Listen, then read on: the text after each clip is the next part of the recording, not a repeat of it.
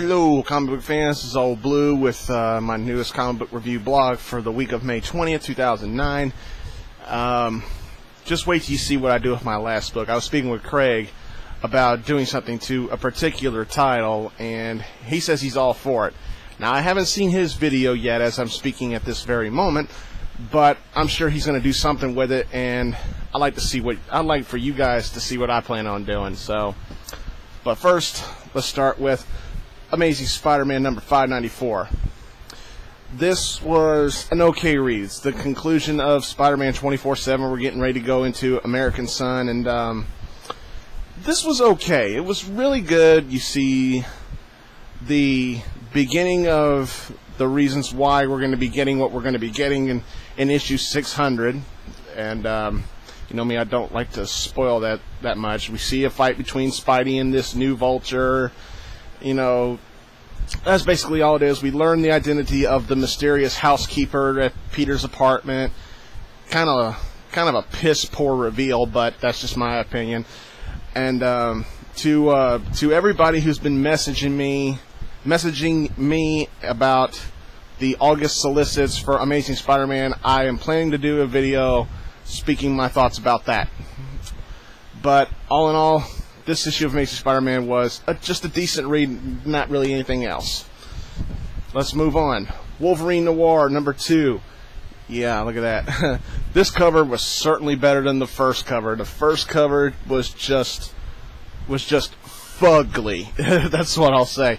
You know, I said it. You know, remember I said the first cover, the cover for Wolverine NOIR number 1 looked like Wolverine was covered in pubic hair. It just looked ridiculously bad. But the story was good, and the story's good in here. Very good stuff here. Mr. Moore does a very nice job with the writing. I like the artwork. I love the name dropping throughout the Wolverine mythology here in a noir style. It's very nicely done. It was just as good as issue 1, although it's not my favorite noir series. My favorite noir series was Spider-Man Noir. Good stuff here. I thoroughly enjoyed reading this book, and once again, I'm proud to say that I got it on my pull list. It's very nicely done. Yet another reason to put Wolverine on a book, but this time it pays off. It's really good. Next up, Thunderbolts, number 132. Continuation with the Thunderbolts after Magnum Opus' crossover with Deadpool. Great stuff here by Andy Diggle. I love the artwork here by Roberto Della Torre. You know, hope I pronounced that name right. I like this cover. Kinda really wouldn't know what to call that. I just like the little green guy up here, little Green Goblin action here. My favorite thing about the Thunderbolts right now, the current Thunderbolts, is the dialogue with Ant-Man. I want to say his dialogue is kind of, you know, it's not quite Deadpool funny. It's almost there, but just not quite. It's really good. I like this run of the Thunderbolts. If you're a Thunderbolts fan, and I'm talking about just Thunderbolts in general, it doesn't matter who's on the team. You know, we're gonna get Songbird the next issue. You know, if you just like reading Thunderbolts, you'll love reading this, because I certainly did, and it's well worth your money. It's only $2.99. Go ahead and get it. It's great stuff. Good old American soldier himself, Captain America number 50.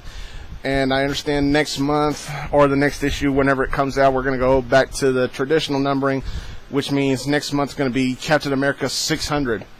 Whatever. I don't care. As long as we get good stories, I don't care about the numbers, you know.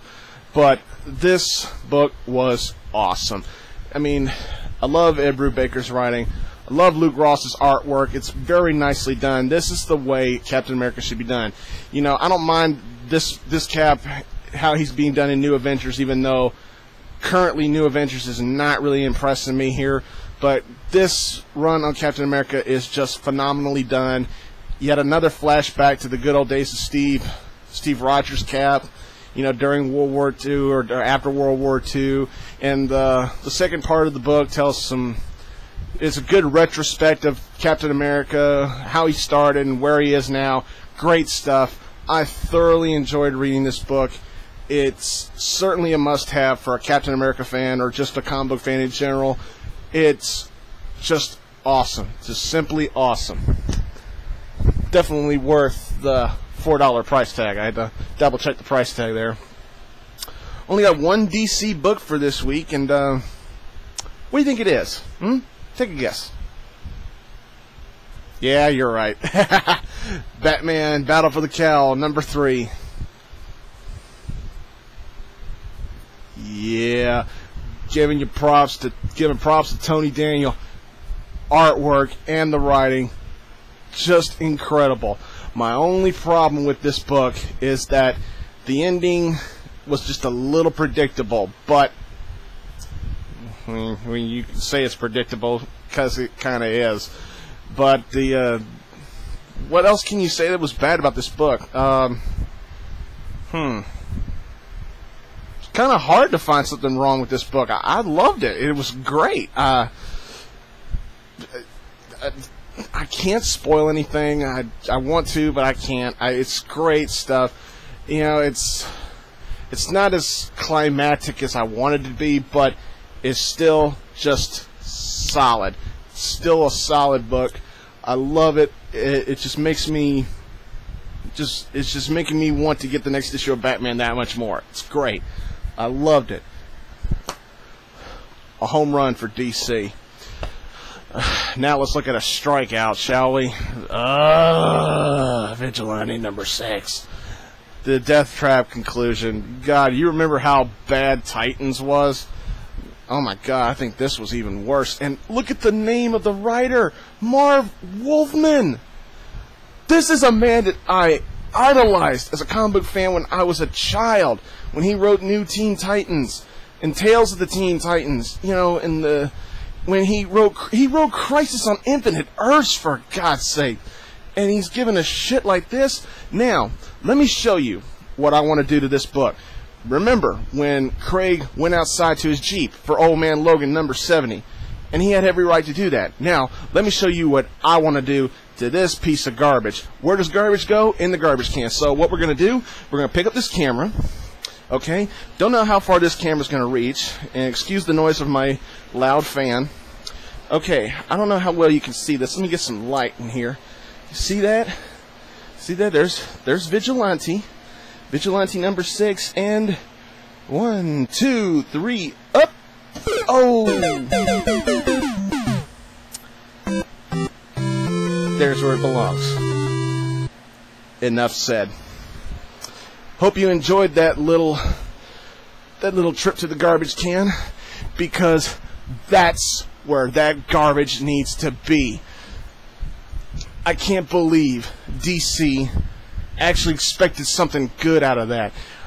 And I thought the worst part of it was the last issue of Titans. And I dropped Titans. And I want to thank you, DC, for raping my wallet for that bullshit. I'm not even going to say anymore. I'm just going to say thanks for watching the video. And stay tuned for my next one. So until then, I'll see you later.